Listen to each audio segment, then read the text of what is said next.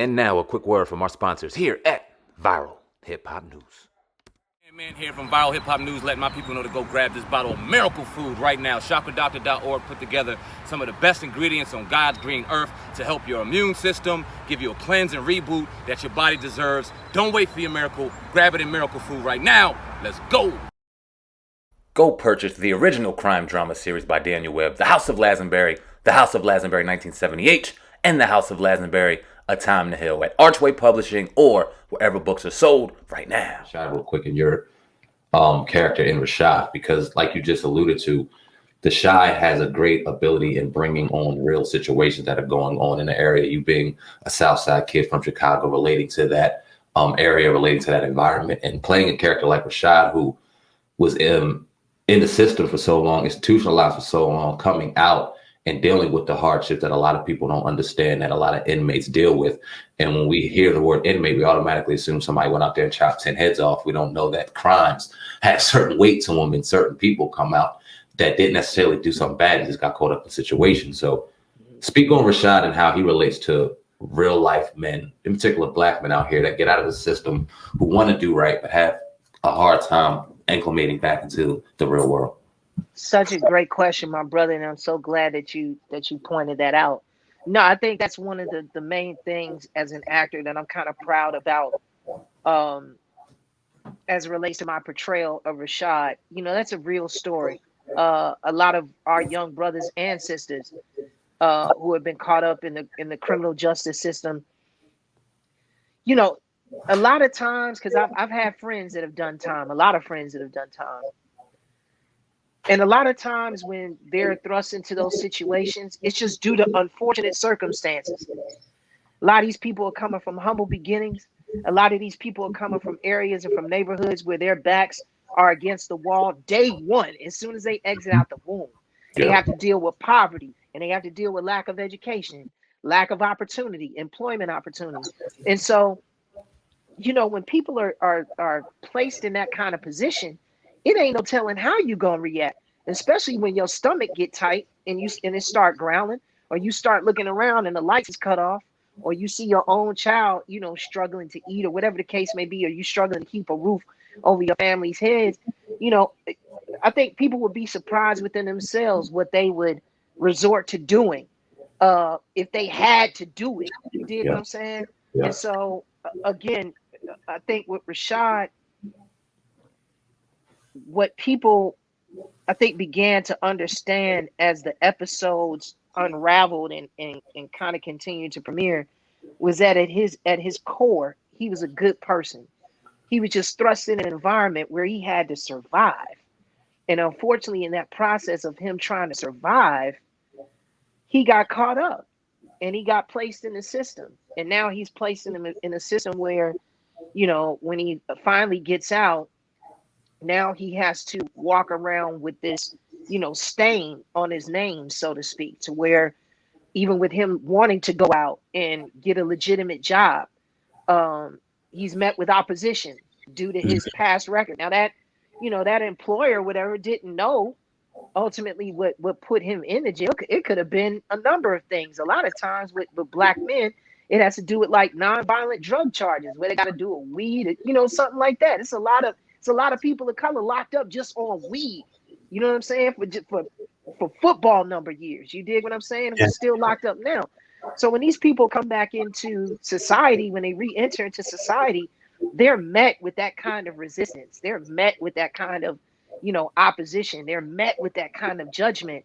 And so when you see cases of recidivism, meaning repeat offenders, people that repeatedly, you know, offend or that repeatedly get locked up, I mean, man, a lot of it is not necessarily due to their unwillingness to compromise and to re-enter back into society as upstanding citizens. A lot of them want to enter back in, but they're met with resistance. And so when you being told no so many different times and you still struggling and you looking around and you just trying to make ends meet, and if your partner over there is doing his thing and you see him grinding on the street and making his money, what are you gonna do? Yeah. You know what I'm saying? Now you could take the high road and then say, oh, well, you know, I'm just gonna keep on grinding and keep on pounding the pavement. There are a lot of brothers and sisters who have done that and been able to successfully do it. I know about 10 or 15 of them that have been able to do it. But then I know another 5 who are like, yo, man, I can't take it no more. I can't keep being told no. Man, my grandmother, I'm staying with her. You know what I'm saying? Her health care only covers this much. You know what I'm saying? We hardly got any food in the refrigerator. I'm the only man in the house. Ain't nobody giving me shit. I'm right here on the south side or the west side of Chicago, and it ain't no opportunity and no hope.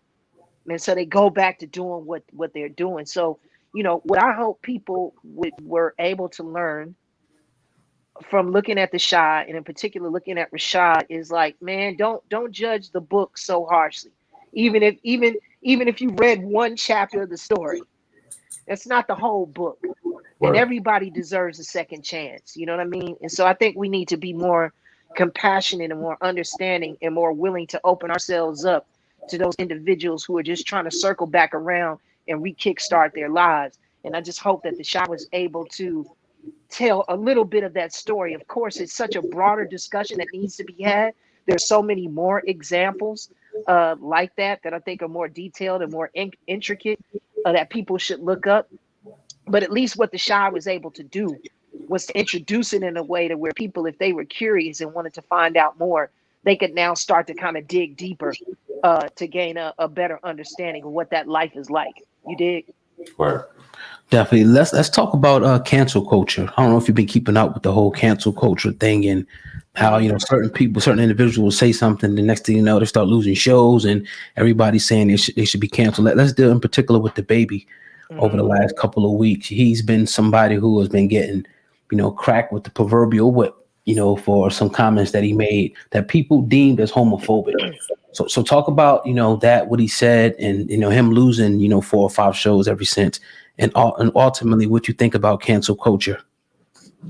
Well, here's what I'll say first, like as it relates to cancel culture. Well, first of all, I don't label it as cancel culture. Okay. I think, man, it's just accountability. Like people being held accountable for either the things that they say or the things that they may do. You know, I think what accountability, a period of accountability, what it's forcing all of us to do is to really think about what we're going to say before we say it. I think what this period of accountability is forcing us to do is to weigh our actions before we actually do something. And I think, honestly, that's what all human beings should be doing all together, period.